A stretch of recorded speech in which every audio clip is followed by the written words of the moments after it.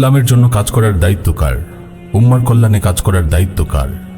হ্যাঁ ভাই, কখনো কি ভেবেছেন এই দায়িত্ব আসলে কার ঘাড়ে? অনেকেই মনে করেন এই দায়িত্ব হলো কেবল আলেমদের। আসলে কি তাই?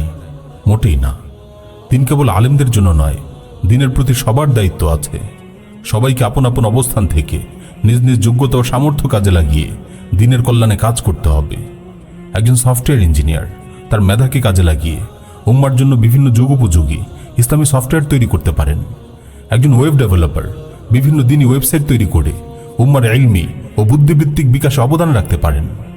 একজন মিডিয়া কর্মী সঠিক ও উপকারী তথ্য সরবরাহের মাধ্যমে উম্মাহকে সজাগ রাখতে পারেন। একজন বিজ্ঞানী তার গুরুত্বপূর্ণ আবিষ্কারের মাধ্যমে প্রযুক্তির ময়দানে উম্মাহকে এগিয়ে রাখতে পারেন। একজন শিল্পপতি আর্থিক সহায়তার মাধ্যমে দাওয়া ও জিহাদের কাজকে বেগবান করতে পারেন।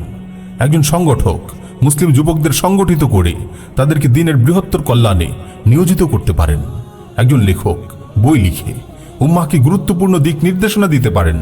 একজন ডাক্তার যুদ্ধক্ষেত্রে আহত মুজাহিদদের সেবায় এগিয়ে আসতে পারেন।